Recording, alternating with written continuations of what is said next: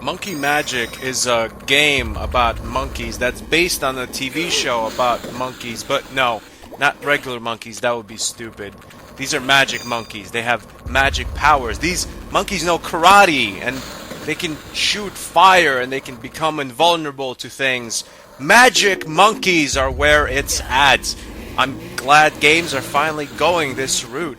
Now, in Monkey Magic, you are a magic monkey, and you run around a 2D world, basically platforming.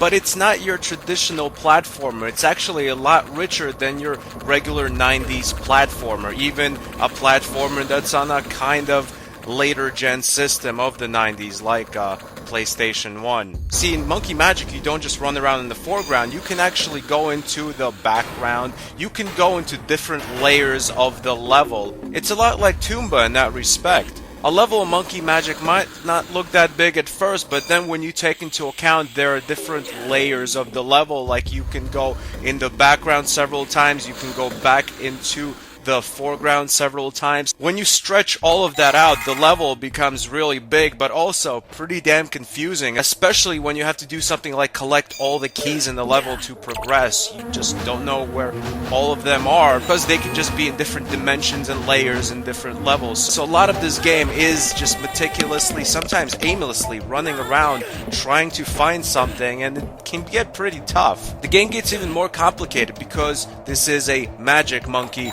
after all, and the magic monkey has different kinds of magics he can use. For example, he can become small, he can shoot like fire to melt ice or whatever, but you don't just use that magic. There are two types of way you can use a magic. You can use the magic on yourself, or you can use the magic on something in the environment or an enemy. For example, let's use the magic that makes you shrink. If you use shrink on yourself, you become really tiny and you can get into tiny little crevices you couldn't otherwise get into. But then if you use it on something else, that thing becomes tiny. If you use it on an enemy, the enemy becomes tiny, and then it's a little easier to beat the enemy. If you use it on an obstacle in your way, the obstacle becomes tiny and you could either push it or jump over it. Like I said, it's pretty complex for just a 2D platformer. This really was kind of a new breed of platforming where there's a lot of things to consider. The game also has pretty good controls. They're not fantastic. I mean, we're not talking like Super Mario Bros. 3 controls in platforming, but the controls are responsive and they're absolutely good enough to have fun in the game.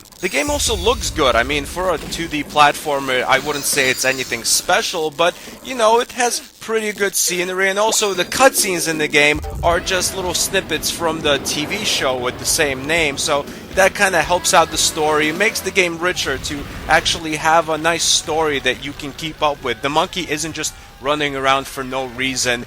There is a method to his primate madness.